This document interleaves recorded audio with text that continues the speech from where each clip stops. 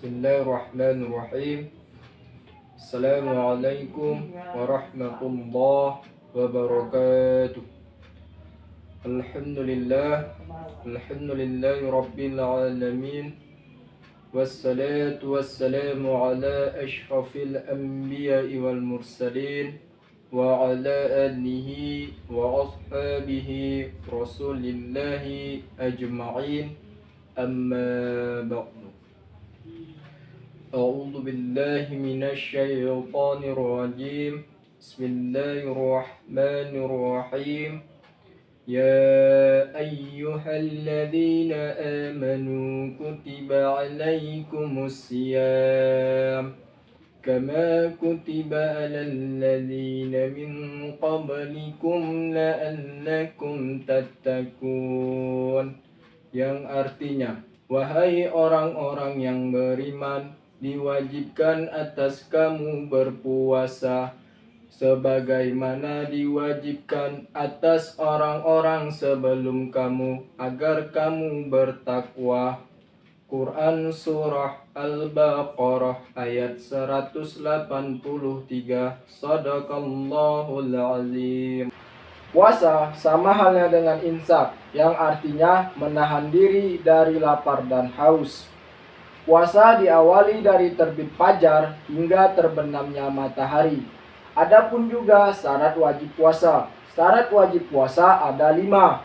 Yang pertama, Islam. Yang kedua, berakal. Dan yang ketiga, baligh. Yang keempat, kuasa atau mampu saat berpuasa. Dan yang kelima, masuk satu hari bulan Ramadan. Adapun juga syarat sah puasa. Syarat sah puasa ada 4. Yang pertama Islam, yang kedua berakal, yang ketiga suci dari haid dan nifas, dan yang keempat masuk satu hari bulan Ramadan. Adapun juga rukun puasa. Rukun puasa ada 2. Yang pertama niat, yang kedua menahan diri dari sesuatu yang membatalkan puasa. Berbicara mengenai niat, dalam mazhab Asy-Syafi'i bahwasannya niat puasa di bulan Ramadan itu dilakukan pada tiap-tiap malam. Wajib dilakukan pada tiap-tiap malam. Maka di luar pada malam itu tak sah niat tersebut. Yang dikatakan malam itu seperti apa? Yang dikatakan malam, terbenamnya matahari hingga terbitnya fajar. Itulah yang dikatakan malam. Kalau niat puasa pada siang hari, pagi hari, bahkan pun sampai sore hari, itu tak bakalan sah puasa kita. Karena di mazhab Asy-Syafi'i mengatakan bahwasannya niat puasa itu wajib di tiap-tiap malam. Namun demikian, para ulama bertaklid niat puasa kita pada satu hari Ramadan bisa diniatkan dengan 1 bulan penuh puasa. Kita berniat seperti itu. Itu gunanya jikalau kita lupa pada malam tersebut, pada malam Ramadan, itu bisa memadai puasanya kita. Itu bisa digantikan puasanya kita. Puasa kita tetap sah. Karena apa? Di 1 hari Ramadan kita itu sudah berniat di 1 bulan penuh Ramadan. Maka puasanya itu sah. Masuk pembahasan inti tentang hukum berbuka puasa.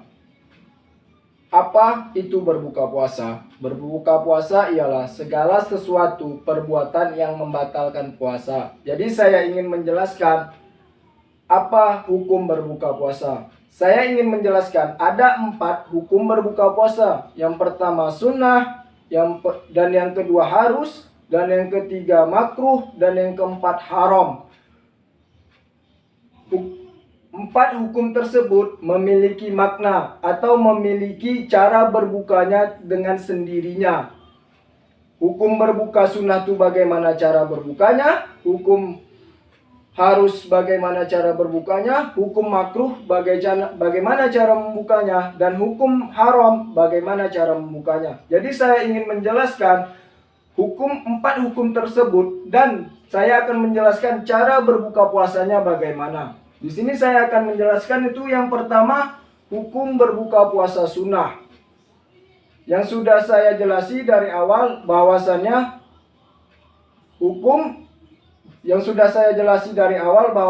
puasa diawali oleh terbit fajar hingga terbenamnya matahari.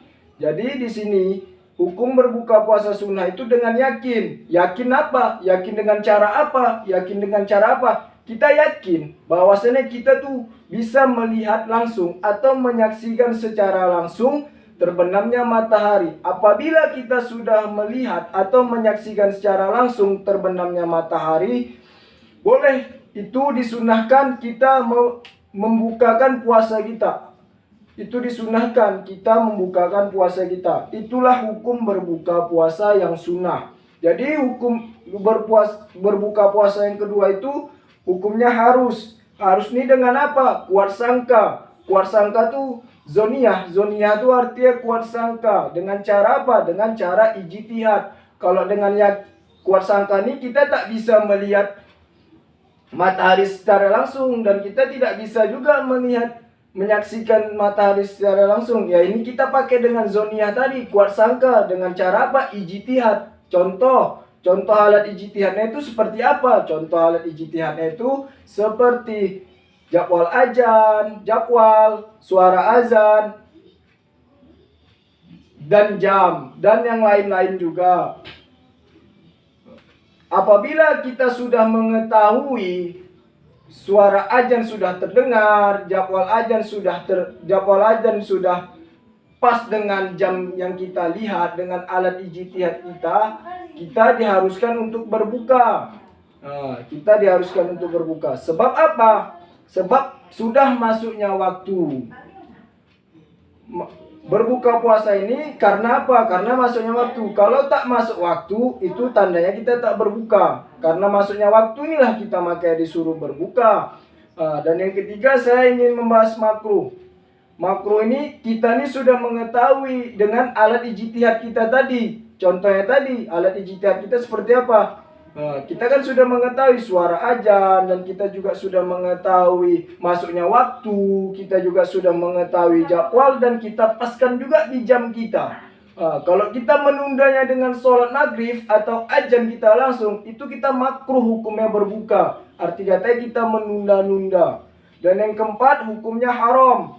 Apabila tidak dilakukan atau ragu dalam hati kita ini bahwasannya udah masukkah waktu apa tidak. Kalau kita ragu dalam penempatan kita di waktu berbuka puasa, itu bisa haram hukumnya. Karena apa? Tidak tepat pada waktunya di saat kita berbuka. Itulah yang saya jelaskan dalam 4 hukum berbuka puasa. Jadi itu yang saya jelaskan tadi, lebih ininya kita tuh harus berhati-hati. Tak bisa kita berbuka puasa tuh langsung buka, langsung azan langsung buka, atau apa kita bukaan puasa kita. Kita tuh disuruh berhati-hati saat kita berbuka puasa.